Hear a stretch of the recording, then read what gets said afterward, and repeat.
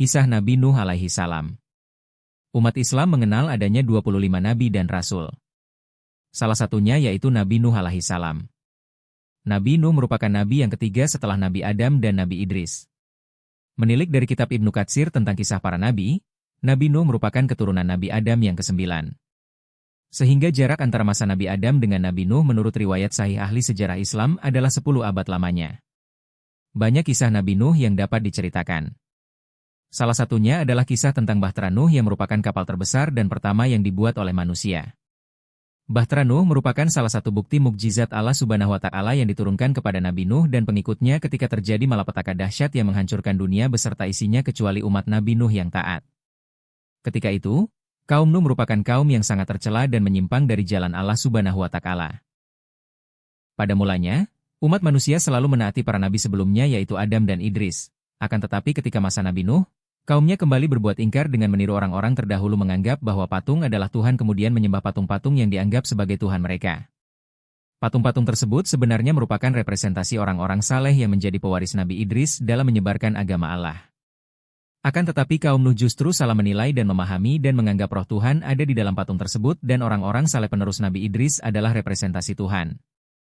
Maka kemudian tersesatlah kaum Nabi Nuh. Awalnya, pembuatan patung tersebut hanya untuk menghormati orang-orang saleh yang bernama Wad dan Syu'a. Akan tetapi seiring berjalannya waktu dan memudarnya ilmu agama, generasi kaum Nuh perlahan mulai meyakini bahwa patung tersebut pantas disembah. Hanya satu manusia yang masih memiliki pikiran dan akal sehat untuk menghentikan semua ini yaitu Nabi Nuh. Kemudian Allah Subhanahu wa Ta'ala mengangkat Nuh sebagai nabi dan meneruskan risalah kenabian serta ditugaskan untuk membimbing kaumnya agar meninggalkan segala bentuk kesirikan dan membebaskan kaumnya dari belenggu iblis yang menghasut untuk terus menyembah atau mengakui patung-patung tersebut sebagai Tuhan mereka serta kembali ke jalan yang benar dan dirahmati Allah Subhanahu wa Ta'ala. Nabi Nuh merupakan nabi yang istimewa oleh karena itu, salah satu dari 114 surah Al-Quran merupakan surah khusus Nabi Nuh dengan nama surah yang sama yakni surah Nuh. Surah Nuh merupakan surah ke-71 setelah surah Al-Ma'arij dan sebelum surah Al-Jin. Surah ini tergolong surah Al-Makiyah yang terdiri dari 28 ayat. Kisah Nabi Nuh dimulai dengan diutusnya Nabi Nuh. Kisah Nabi Nuh dimulai dengan diutusnya beliau. Kisah diutusnya Nabi Nuh sebagai Rasul Allah. Sumber-sumber dari ahli sejarah yang diriwayatkan oleh para ahli sahih menyatakan bahwa Nabi Nuh memiliki nama asli Abdul Ghaffar atau Yashkur. Beliau merupakan putra dari Lamik bin Mata. Ayah Nabi Nuh merupakan putra Nabi Idris hingga Nabi Nuh merupakan keturunan Nabi Idris. Dengan kata lain, Nabi Nuh merupakan cucu dari Nabi Idris atau turunan ketiga dari Nabi Idris. Nabi Nuh hidup di dunia sangat lama yakni selama 950 tahun. Fakta ini didapat dari salah satu surah di dalam Al-Quran yaitu surah Al-Ankabut ayat 14 yang artinya, dan sesungguhnya kami telah mengutus Nuh kepada kaumnya. Maka ia tinggal di antara mereka 1000 tahun kurang 50 tahun. Maka mereka ditimpa banjir besar, dan mereka adalah orang-orang yang zalim. Ketika usia Nabi Nuh mencapai 480 tahun, beliau diutus menjadi rasul melalui malaikat Jibril. Malaikat Jibril menghadap Nabi Nuh dengan wajah yang sangat tampan sehingga Nabi Nuh takjub dan lantas bertanya.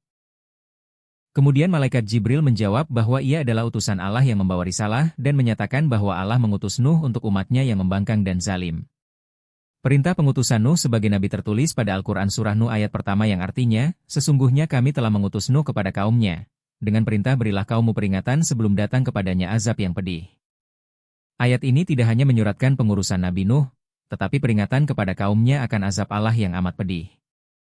Malaikat Jibril kemudian memakaikan sebuah baju kebesaran yang disebut baju mujahidin, kemudian melilitkan sorban kemenangan serta memberi Nabi Nuh ikat pinggang yang disebut Saiful Azmi, kemudian seraya memberi pesan kepadanya. Berilah peringatan kepada musuh Allah yang bernama Darmashil bin Fumail bin Jij bin Kabil bin Adam. Nabi Nuh kemudian mematuhi perintah malaikat Jibril. Jika dilihat dari telusuran nama, Darmashil merupakan keturunan Nabi Adam yang keempat sekaligus merupakan raja dan pemimpin yang zalim pada saat itu. Darmashil merupakan manusia pertama yang membuat arak dan meminumnya, dia juga merupakan manusia pertama yang berjudi, dan membuat baju hiasan emas di mana emas merupakan material yang tidak seharusnya digunakan oleh lelaki. Raja Darmashil juga merupakan raja yang menyembah dan menganggung-agungkan 5 berhala yaitu Wat, Siwa, Ya'uk, Yaghuts, dan Nasr. Perbuatan Darmashil sudah sangat zalim dan ingkar sehingga Allah memberikan peringatan sangat keras yang disampaikan kepada malaikat Jibril untuk diteruskan kepada Nabi Nuh dan Nabi Nuh diutus untuk menyampaikan langsung kepada Raja Darmashil. Kisah Nabi Nuh berlanjut dengan tantangan yang dihadapi beliau. Kisah dakwah Nabi Nuh yang mendapat banyak tantangan. Nabi Nuh terus berdakwah kepada umatnya, khususnya kepada keluarganya yang tidak luput dari perbuatan zalim dan menyesatkan. Selama 5 abad semenjak beliau diutus menjadi nabi, Nabi Nuh hanya memiliki 70-80 orang pengikut saja, di mana pengikut tersebut terdiri dari orang-orang biasa yang bukan berasal dari keluarga kaya, terhormat dan berada atau keturunan terpandang. Hal ini menyebabkan kaum Nuh yang terdiri dari orang-orang terpandang dan kaya tidak suka berdekatan bahkan bersama-sama pengikut Nuh yang miskin tersebut. Karena kesombongan dan keangkuhan mereka menganggap bahwa derajat dan kasta mereka tidaklah sama, bahkan menganggap derajat mereka lebih tinggi dari Nabi Nuh hingga tidak mungkin akan mengikutinya. Kaum Nabi Nuh mencemooh dan menghina Nabi Nuh dan pengikutnya yang miskin. Penolakan dan penghinaan terus terjadi tidak hanya dari kaumnya saja, namun juga dari kalangan keluarganya. Bahkan istri dan putranya Kan'an secara terang-terangan menolak dan menentang ajaran Nabi Nuh. Yang lebih parah lagi bahwa mereka memengaruhi orang lain untuk tidak mengikuti ajaran Nabi Nuh AS. Kaumnya tidak percaya bahwa Nabi Nuh adalah utusan Allah dan meyakini bahwa Nabi Nuh hanyalah manusia biasa, tidak memiliki kekuatan, tidak memiliki kelebihan apapun, bahkan tidak memiliki harta yang lebih banyak dibanding mereka, dan mereka mengatakan bahwa Nabi Nuh telah berdusta. Mereka sangat merendahkan Nabi Nuh, bahkan lebih daripada itu, mereka ingin mengusir beliau. Salah satu pemimpin kaum Nuh yang zalim tersebut kemudian berkata bahwa mereka akan dengan rela dan ikhlas menjadi pengikut Nabi Nuh dan taat pada ajaran-ajaran yang dibawa Nabi Nuh asalkan Nabi Nuh bersedia mengikuti, dengan syarat pengikut Nabi Nuh yang sudah taat dan dianggap hina karena miskin diusir. Nabi Nuh dengan tegas menolak persyaratan ini karena tidak ingin meninggalkan umatnya. Mendengar jawaban Nabi Nuh, para pemimpin kaumnya yang zalim justru merasa kesal dan balik menantang Nabi Nuh AS. Mereka meminta Nabi Nuh segera mendatangkan azab bagi mereka bila memang mereka telah berbuat zalim dan durhaka kepada Allah Subhanahu wa Ta'ala, sebagai bukti bahwa Nabi Nuh memang benar adanya merupakan utusan Allah untuk membawa kaumnya ke jalan yang benar. Nabi Nuh kemudian merasa tidak tahu lagi cara menghadapi dan menyadarkan kaumnya, sementara beliau sudah berusaha semampunya. Sehingga beliau memilih untuk berserah diri dan meminta petunjuk pada Allah Tuhan semesta alam. Akhirnya Nabi Nuh berdoa dan meminta Allah agar segera melimpahkan azab kepada kaumnya yang membangkang. Allah kemudian mendengar doa Nabi Nuh. Kisah pembangunan dan mukjizat bahtera Nabi Nuh alaihi salam. Sebelum azab Allah yang amat pedih dan berat ditimpakan pada kaum Nuh berupa banjir bandang yang menenggelamkan dunia, Allah Subhanahu wa Ta'ala memberikan petunjuk sekaligus mukjizat kepada Nabi Nuh, yaitu diperintahkannya oleh Allah Subhanahu wa Ta'ala untuk membangun sebuah bahtera yang sangat besar dan kuat. Bahtera yang mampu menampung pengikut dari kaum Nuh yang taat dan beriman kepada Allah Subhanahu wa Ta'ala.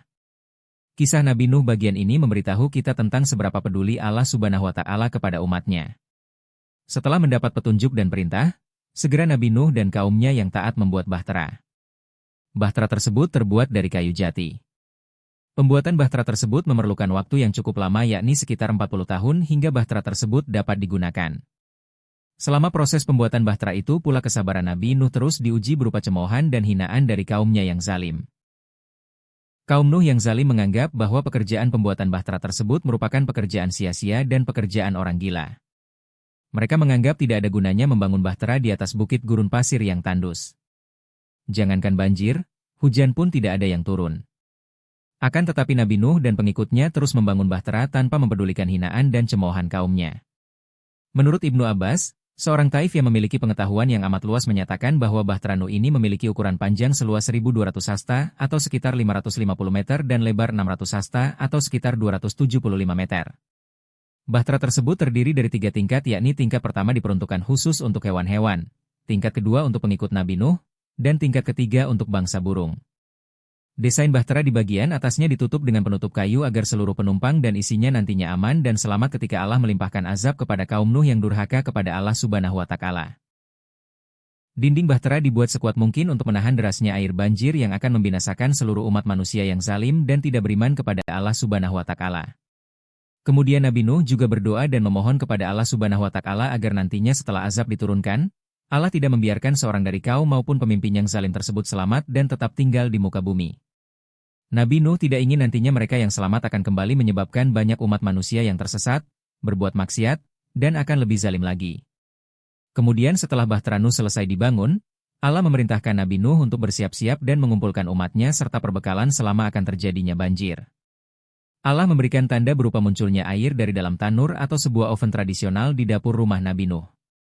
Hingga bila dimasukkan ke dalam logika, Tidak mungkin sebuah oven dapat mengeluarkan sumber air. Kisah Nabi Nuh berikutnya tentang datangnya azab. Datangnya azab bagi kaum Nabi Nuh yang zalim. Maka suatu hari ketika tanur di dalam dapur Nabi Nuh menunjukkan tanda-tanda keluarnya air, Nabi Nuh kemudian segera mempersiapkan diri dan membuka bahteranya. Nabi Nuh mengumpulkan umatnya yang beriman untuk segera melindungi diri dan masuk ke dalam bahtera. Nabi Nuh juga membawa segala jenis binatang berpasang-pasangan mulai dari bintang buas, burung, gajah, sapi, hingga semut. Pada hari itu pula malaikat Jibril turun ke bumi dan membantu Nabi Nuh mengumpulkan serta menggiring setiap dua binatang yang berpasangan agar nantinya setelah azab melanda seluruh dunia dan menenggelamkan daratan beserta isinya, setiap spesies binatang tidak punah dan bisa berkembang biak untuk generasi umat manusia selanjutnya. Peristiwa ini juga sudah dijelaskan dalam Al-Quran.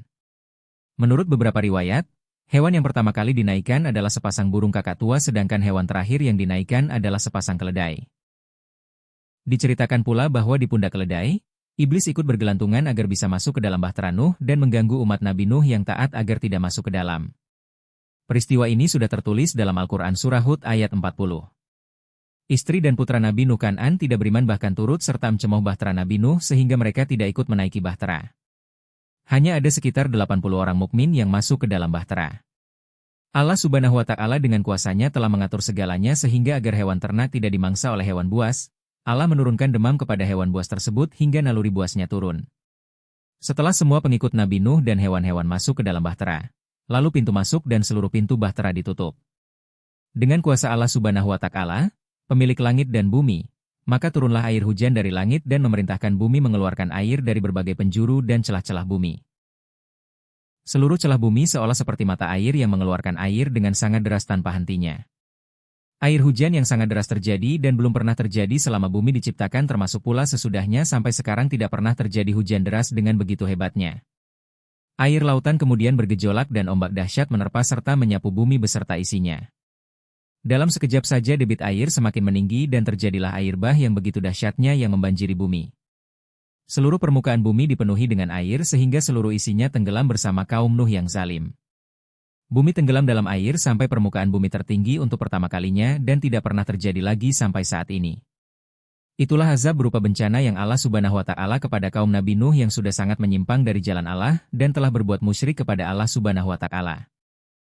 Putra Nabi Nuh yang tenggelam banjir.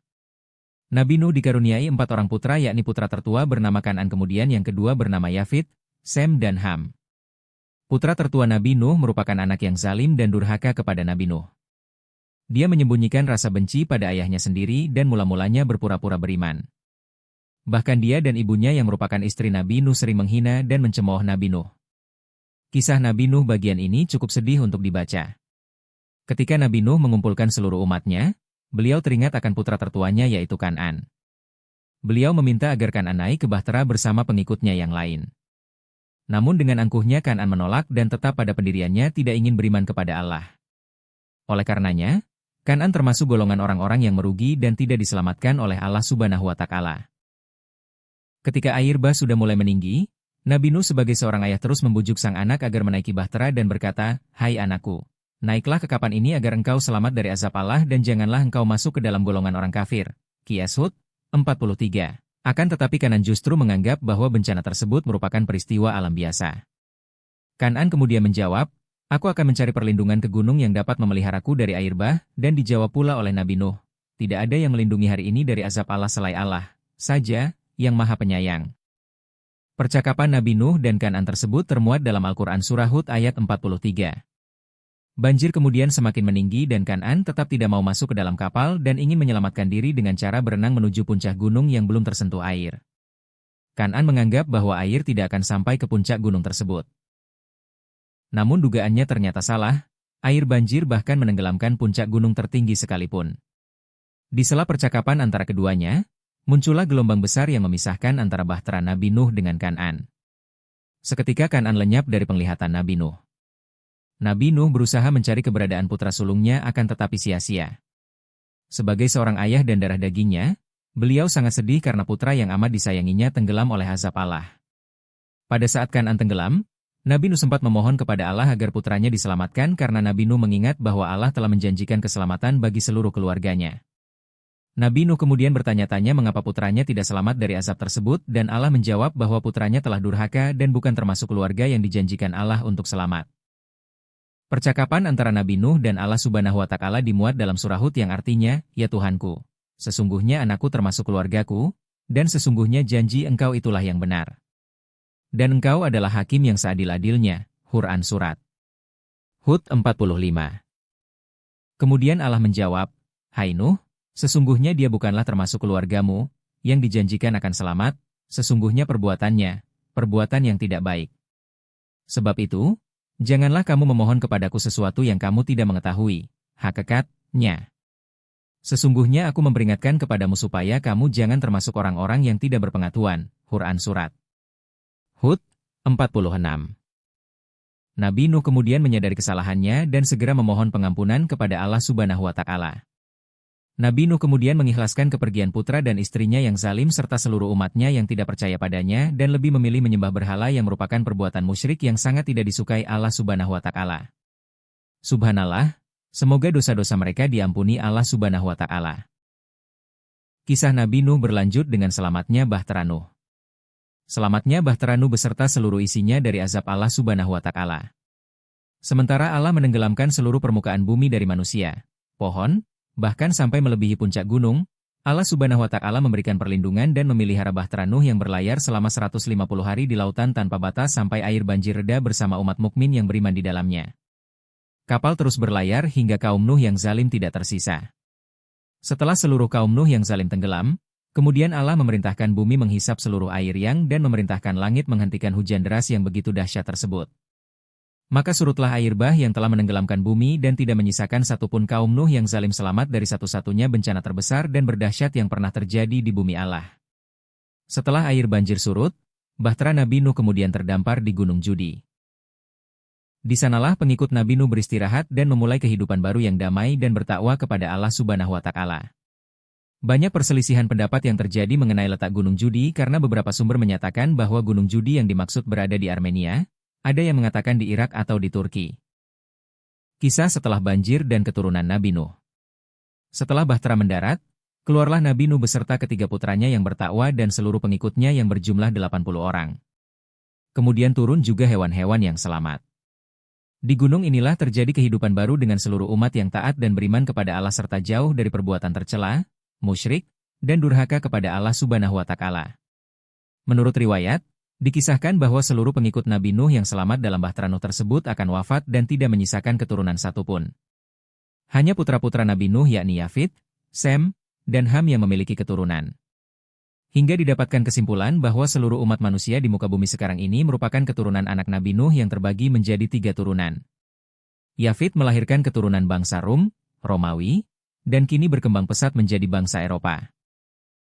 Sem dan keuturannya yang merupakan asal-usul lahirnya bangsa Arab yang kini mendiami wilayah Arab dan Timur Tengah di benua Asia Barat. Serta putra terakhir yaitu Ham menghasilkan keturunan bangsa Habasyah yang kini merupakan keturunan bangsa Afrika yang mendiami wilayah benua Afrika. Sekian pembahasan kisah Nabi Nuh, silahkan disebarluaskan. Semoga membawa manfaat bagi kita semua.